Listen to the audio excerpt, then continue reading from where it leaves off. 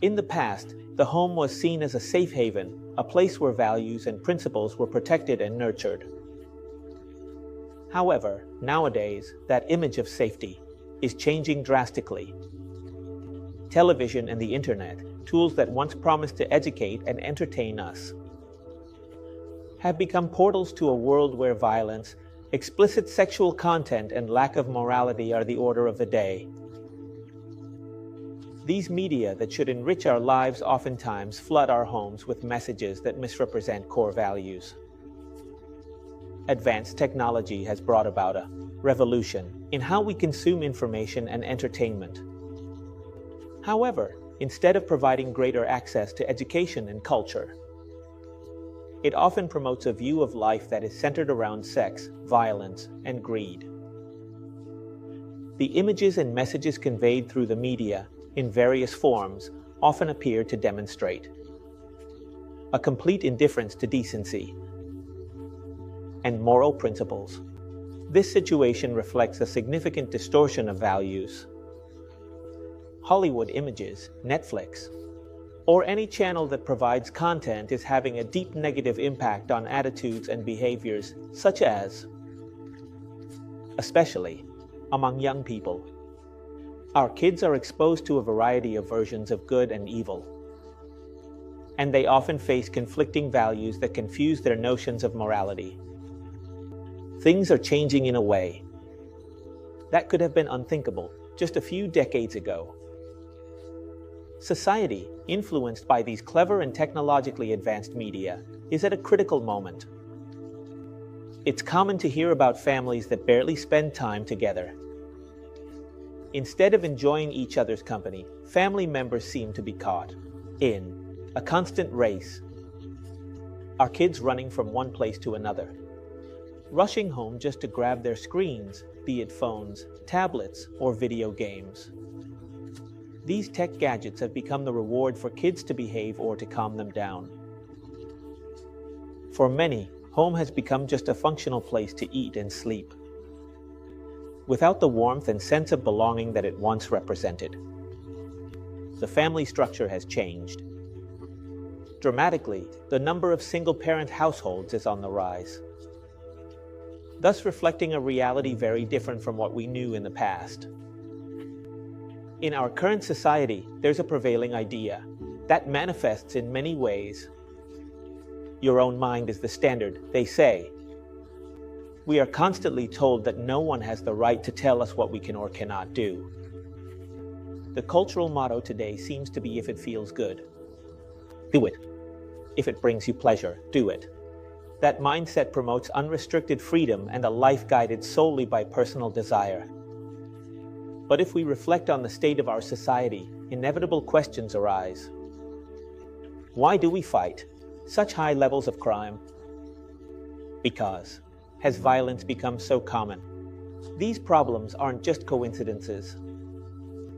The Bible offers answers, clear and insightful. They can help us understand what's happening.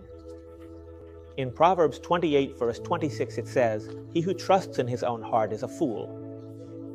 This verse warns us about the fallibility of relying solely on our own judgments and desires. The human mind can be deceptive. It's easy to justify just about any behavior if we rely solely on our own thoughts and feeling. When we act solely based on our personal desires without considering a higher moral or ethical standard, we're putting ourselves at risk of making serious mistakes and harmful decisions.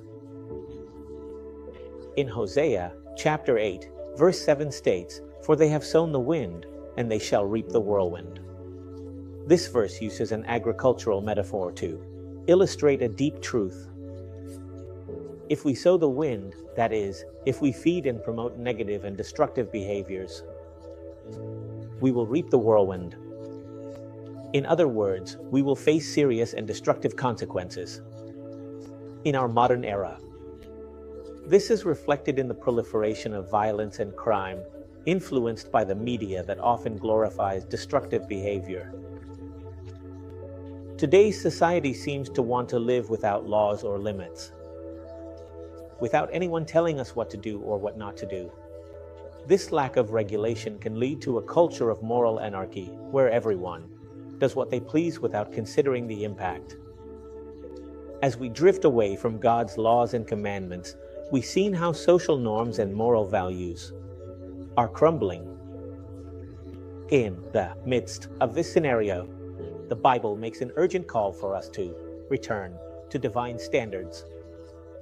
The book of Revelation presents a powerful and universal message that should resonate in the hearts of all humanity.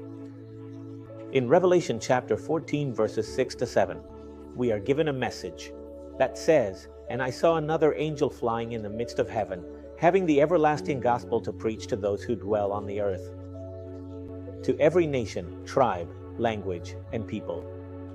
Fear God and give him glory, for the hour of his judgment has come. And worship him who made heaven, the earth, the sea, and the springs of water." In a world where norms and values seem to be crumbling, and where moral conduct often takes a back seat, God, through his faithful children, makes a deep and urgent call to us. It's a call that resonates with love, mercy, and urgency, inviting us to reflect on our lives and our actions. This call is an invitation to fear God and give him glory, for the hour of his judgment has come. Fear God and give him glory, for the hour of his judgment has come. Revelation 14:7. This message isn't just a simple reminder, it's a vital warning directed at all of humanity. In the Bible, fearing God doesn't mean having an unfounded fear in a terrifying sense, but rather recognizing his supreme authority and living in reverence towards his principles. Fearing God means recognizing that he is the creator and sustainer of the universe, and that his laws and commandments are the foundation of a just and orderly life. What does it mean to give glory to God? It's about living in a way that reflects and honors his character and his worth. This is not just about worship in a ritual sense, but about allowing our daily actions, our decisions, and our interactions with others to be aligned with divine principles. Giving glory to God is recognizing his greatness through a life lived with integrity, justice, and love. The judgment spoken of in this message is a reminder that our actions have consequences. We live in a world that often seems to ignore or defy divine laws, where people act as if there are no repercussions for bad actions. However, God's judgment reminds us that his law is unchanging. Lives are under his watch. God's judgment isn't just a future event, it's a present reality that calls us to responsibility. God's law sets a standard for human behavior and judgment. It's the process by which our conformity to that standard is evaluated. It is a reminder that despite the seeming lack of justice in the world, God is still the judge, just, faithful, who will hold each one accountable according to their works. This call is an urgent reminder that we will be judged by God's law, which reflects his character and justice. Even though the world may seem devoid of consequences for bad actions, God's law remains valid and applicable. His judgment is a call to align our lives with his principles and to live in a way that honors his justice and mercy. Fear God and give him glory. It's a call to recognize that our lives have a greater purpose and that our actions should be aligned with divine principles. In a world that often ignores or defies God's law, this call invites us to reflect on our lives, to repent of our wrongdoings and to live in a way that reflects his love and justice. In a constantly changing world where values often seem relative and fluctuating, the 10 Commandments offer fundamental principles that remain relevant to our current lives. These commandments, given thousands of years ago, provide a solid guide. You shall have no other gods before me. Exodus 23. This is the first commandment that establishes a clear foundation: the exclusive loyalty to one God. In ancient times, people worshipped multiple deities, each representing different aspects of life and nature. However, this commandment calls us to focus on the one true God, avoiding the influence of false gods or ideologies that might divert our attention from true and positive values. This commandment doesn't just refer to the worship of physical idols, but we often find ourselves dedicating our energies and passions to things that become our modern gods. Success, money, fame, power, or even entertainment. This commandment invites us to reflect on what takes first place in our lives and to ensure that our priorities reflect values and goals, that they benefit us and others. You shall not make for yourself an image or any likeness of what is above in the sky, nor below the earth, nor in the waters beneath the earth. You shall not bow down to them or serve them. Exodus 20, verses 4 to 5. This is the second commandment. It expands on the idea of the first by prohibiting the creation and worship of images or idols. It is about avoiding any form of physical or mental representation of the divine and not allowing such representations to lead us astray. Our devotion and respect for what is truly important and meaningful. We can't use any representation in the form of a statue, image, or sculpture and worship or idolize it, nor speak to it or ask it for anything, because God forbids it. You, not take, name of the Lord in vain, your God in vain. Exodus 27, this commandment refers to the respectful use of God's name. In ancient times, the name of God was considered sacred and powerful, and using it irreverently or without serious intent would be seen as a very serious offense. Today, this commandment reminds us of the importance of respecting what is sacred and being aware of how we use our words. In an age where expressions and phrases can be thrown around without thought, this commandment challenges us to use God's name and sacred concepts with reverence and respect. It invites us to avoid the trivial or irresponsible use of religious terms.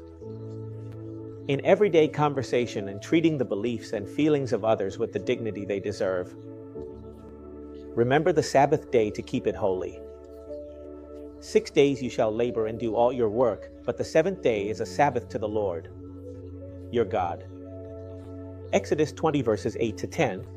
This commandment highlights the importance of the Sabbath, that God blessed, sanctified, and kept, not since the creation of the people of Israel, but since Eden, since the creation of this world. The Sabbath, the day that has been completely set apart for worshiping God and serving the community. Without a thing back. In our fast-paced lifestyle, where productivity and constant activity are often valued over personal well-being, this commandment offers a crucial perspective. They remind us that rest is not a luxury, but a fundamental necessity for our physical, mental, and spiritual health. The fourth commandment is the only commandment that points out who the Creator is. Honor your father and your mother. Exodus 20 verse 12. This commandment calls us to respect and value our parents, recognizing their fundamental role in the upbringing and well-being of their children. In ancient culture, honoring parents included obeying them, taking care of them in old age, and showing them respect. This commandment reminds us that honoring our parents is an act of gratitude and appreciation for everything they've done for us. In a world where family dynamics can be complicated, this principle invites us to value and care for our parents and parental figures, regardless of the difficulties. Shall not kill. Exodus 20 verse 13. This commandment prohibits the act of taking the life of another human being, underscoring the intrinsic value of every life. In ancient times, this principle established an ethical foundation for the protection of life and the prohibition of murderous violence. The prohibition of killing remains fundamental to peaceful coexistence in our society. This commandment calls us to value life and seek to resolve conflicts without resorting to violence. In a time when violence and crime may seem prevalent, this principle highlights the importance of resolving disputes. Resolve disputes in a constructive and peaceful manner. Respect your own life and that of others. Any form of violence, whether physical, emotional, or verbal, should be avoided and taken seriously. You shall not commit adultery. Exodus 20 verse 14. This commandment prohibits infidelity in marriage, highlighting the importance of fidelity and commitment within the marital relationship. In ancient times, this principle helped to preserve family stability and mutual trust between partners. Fidelity remains a fundamental pillar for long-lasting and healthy relationships. In a society where relationships can be challenged by temptations and distractions, this commandment reminds us of the importance of maintaining loyalty and respect towards others and towards your partner. Adultery not only affects the trust in the relationship, but also has repercussions on the family and the emotional stability of all involved. You shall not steal. Exodus 20 verse 15. This commandment prohibits theft, emphasizing respect for the property of others and integrity in transactions. In ancient times, this principle was essential for justice. And what about safety in communities?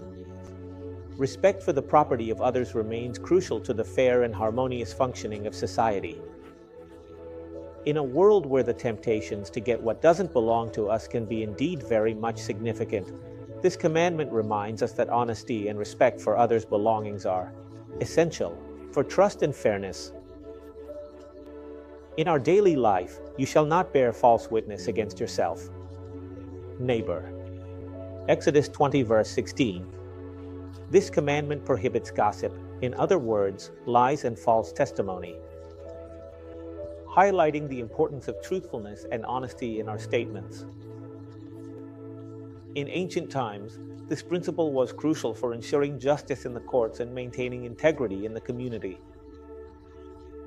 Truthfulness remains fundamental in our relationships and in society. We live in an era where information can be manipulated and rumors can spread. This commandment reminds us of the importance of being honest and responsible in what we say, avoiding deceit and gossip. You shall not covet. Exodus 20 verse 17. This commandment prohibits greed and the disordered desire for what doesn't belong to you, whether it's someone else's property, partner, or possessions. It focuses on the internal attitude towards the goods and desires of others, underscoring the importance of personal satisfaction and contentment. Greed is a relevant issue in our contemporary society, where advertising and the media often fuel the insatiable desire for more possessions and status. This commandment invites us to reflect on our desires and aspirations and to seek genuine and healthy satisfaction in our lives. After generally exploring the importance and purpose of the 10 Commandments, natural questions arise. But aren't we saved? By grace and not by works. Or, if Christ died on the cross, why do we need to worry about God's law? These are valid questions, questions that many of us ask when faced with God's grace and the apparent tension with His law. We've all fallen short. No one is exempt from that. In one way or another, we've broken God's law, whether through actions, thoughts, or decisions. Maybe you, like me, have failed in moments when you knew what was right and yet chose the opposite. The law, with its clarity, points out what is wrong. But it also reveals to us what could have been better. It shows us what we've lost, what we're missing. However, the key isn't to focus on what we've done wrong, nor is it about trying to follow the law just for the sake of following it, as if it were a rigid rule book. The real key lies in the heart of the relationship with the one who made the law. It is in Him, in Jesus Christ, where everything makes sense. He didn't come to just show us a set of rules, but to invite each of us into a new life. It's not just about starting to obey rules, but about letting Him, the creator of the law, transform our being from the inside out. Because obeying, when done from the heart, isn't an empty act or an effort to meet an external standard. It's a response to His love and His forgiveness. It's about letting God's law be written on our hearts, not as a burden, but as a life-giving guide. When Jesus died on the cross, he took upon himself everything we had done wrong. He gave us the chance to start over. It doesn't matter how many times we've fallen or how far we strayed, he, with his sacrifice, offers us a fresh start. Not because we deserve it, but because he, with his grace, has given us a path of hope. So, when we look at God's law, let's not see it as an impossible checklist to keep. Let us look to Jesus, who lived it perfectly, and in doing so, offers us the opportunity to live according to his truth under his forgiveness. The question isn't whether we've broken the law, because we all have. The question is whether we allow the forgiveness to transform our lives. If we look to Christ and in looking to him, we let him. It is the same law made flesh, writing us a new story. A story where, although still imperfect, we can walk in freedom, guided. Not by condemnation, but by the love of the one who has given us the chance to start anew. True transformation comes not from human effort, but from a living relationship with the one who made the law. With Christ, who has conquered for us and offers us true life. This is the beginning of our hope, not looking at our failures, but setting our gaze on Jesus. In him, we find true peace, forgiveness, and the strength to live according to his will.